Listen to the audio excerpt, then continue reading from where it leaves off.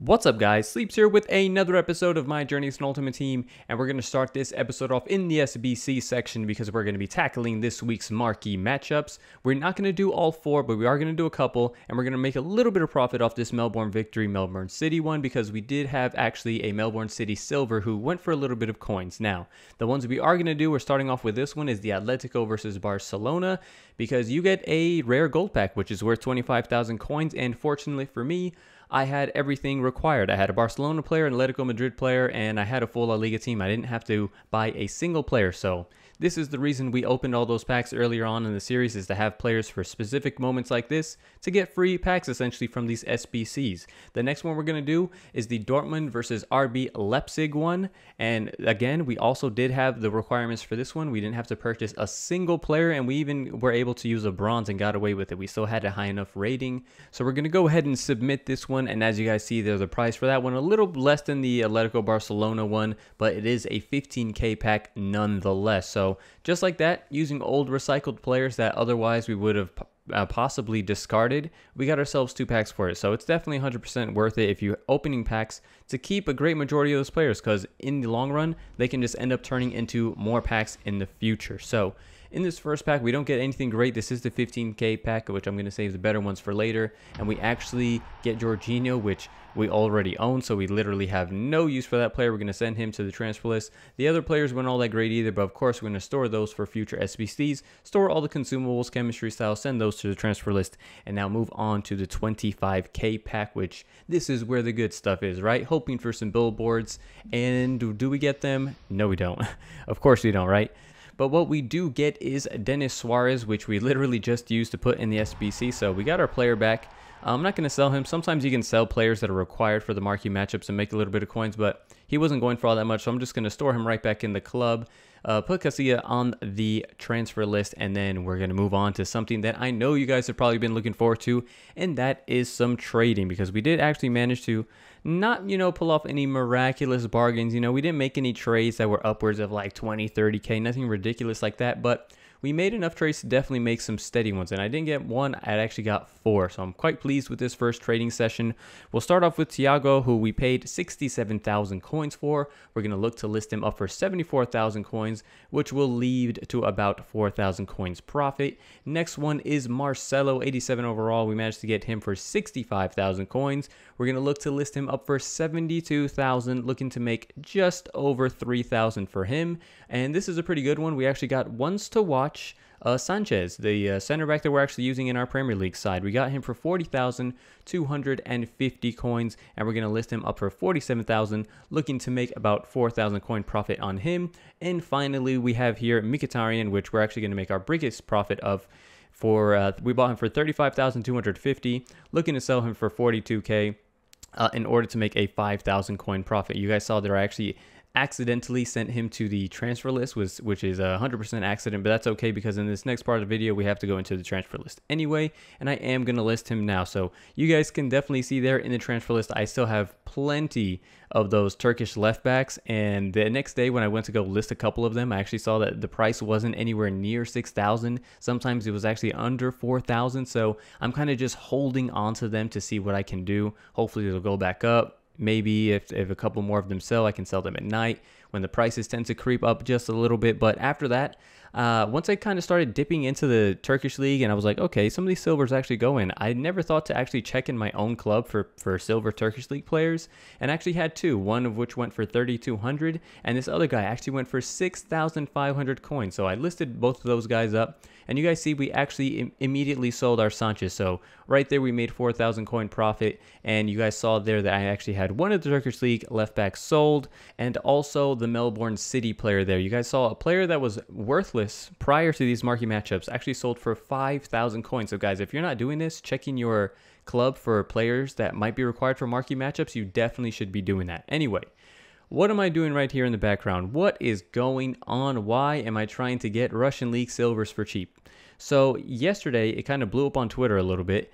there was, I guess, I don't know if you'd call it a leak really, but there were new concept players, one which was Quincy Promise, the other being Iker Casillas. So that led to speculation that the players for the next league SBCs were going to be Promise and Casillas. So that would obviously require Russian League silver. So you guys saw me there attempting to snipe a couple. You'll probably see more on my transfer list in the episodes to come, but I was just showing you guys what I was doing and why I was doing it, because if it is true that Quincy Promise is going to be the Russian League SBC, then silvers that I was buying there for like 200, 300, 400 coins are going to go possibly in the thousands. So it could be a great way to maximize profit with very little risk involved. So that's what we're going to try and do. We'll see. I didn't get too many in that session. Maybe I got 2 or 3. In future episodes I might try again. Anyway, now let's move on to this game. You saw this guy did actually take the lead in this one. We do equalize there with Kadira. A nice, cool pass to him. You know, I really like that goal. It was a cross. You thought I might take it with the initial guy, but we picked out the pass and we made it 1-1. Now we do get taken out here for a penalty. Felipe Anderson trying to perform the scoop turn, and Wanyama is wondering what is going on. That was not a penalty, ref. Yes, it was. We're going to set up with Ciro Immobile, and I'm getting a little bit better right there. You saw that penalty was a little more in the corner. I will admittedly say that my penalties in this FIFA haven't been all that great. I probably lack practice, but it's because I was kind of used to the ones from last year, and I guess a lot of people complained, so EA kind of changed them similar to what they were before, and also a little bit mix of what they were last year. But anyway, you see here we're cruising along in this one. We make it 4-1 there in the 57th minute, and we nearly pick up a 5th. We're going to pass this off to João Mario, who puts it on his left and actually gets closer than I thought from distance with his left, comes off the post, and this guy almost gets the last laugh in this one, but Handanovic comes up with a very big save. And you know what? I don't think I've talked about this much really, but Handanovic, which we did pack, has actually been a very, very, very solid keeper, and that's why I haven't sold him yet. Like, when I first put the team together and I packed Handanovic, I'm like, okay, you know, I'll use him maybe for a week, see how he is. But you know what? He's been so solid between the sticks that I really don't see myself getting rid of him. I thought I might want the coin value for him instead, but he's going to stay there in goal for us. So we're moving on to this next match. This guy didn't have the greatest chemistry, a couple mishaps here and there, but it wasn't exactly the worst either.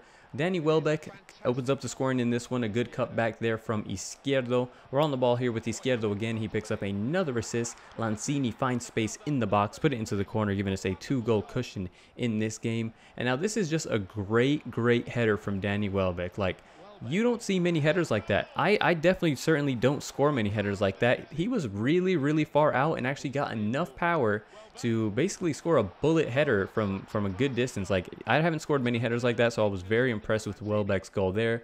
We make it 4-0. We're basically all over this guy. Welbeck picks up another goal, making it consecutive hat tricks. If you guys remember, at the end of last episode, he actually picked up 5 goals. So he's scored 8 goals so far in 2 matches. Like, the man is on fire, and he's actually going to pick up another one here, making it a ridiculous 9 goals in just 2 games. He gets a perfect 10, and I believe in that game he actually also picked up an assist. Yeah, there it is to confirm. He picks up another assist, so he goes from scoring 5 goals in the last game to picking up 4 in this one.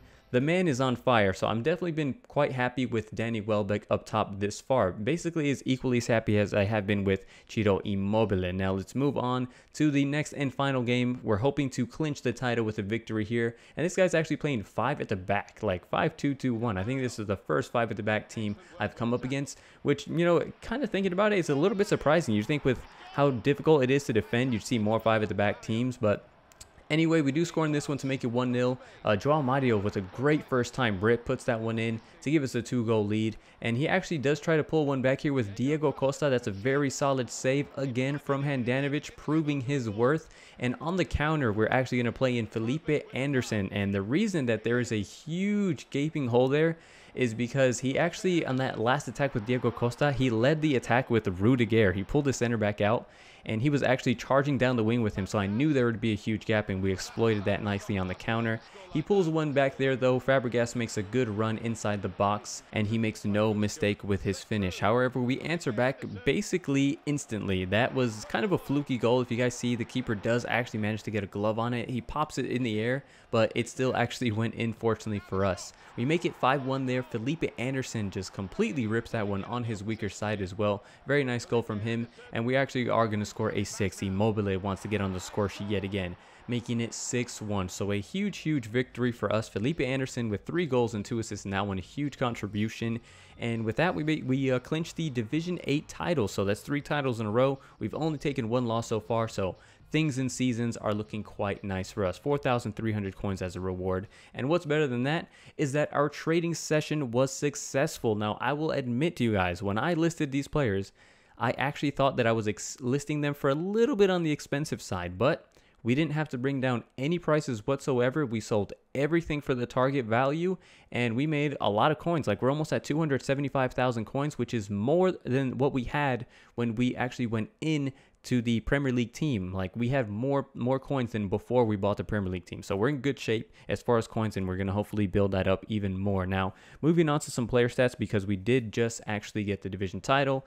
And I just want to say that one huge standout stat that we must talk about is Danny Welbeck. 4 games, 12 goals, 4 assists. Guys, that is 16 goal involvements in just 4 matches. Like, that is some of the most ridiculous stats for a striker I've ever heard. I've never had a striker start on that much fire. Like, that is incredible stats for him. Immobile, very respectable with 5 games, 9 goals and 4 assists. So both of our strikers have gotten off to great starts. The wingers on the Serie A team, Anderson with 5 games, 6 goals, and 3 assists. And I'm actually a little bit disappointed in Perisic. I expected him to get more goals. He's only got 2 goals in the 5 games, but he does have 4 assists. We'll see how Perisic does over time. If anything, right now from the front 3 in the Serie A, he's looking the most likely to get upgraded first, which is kind of sad. He looked really good, 5-star weak foot and all. But anyway, guys, that's going to be it for this episode. I hope you guys are enjoying this series. Please leave a like, leave a comment, and subscribe if you haven't already. And I'll catch you guys next time. Thanks for watching.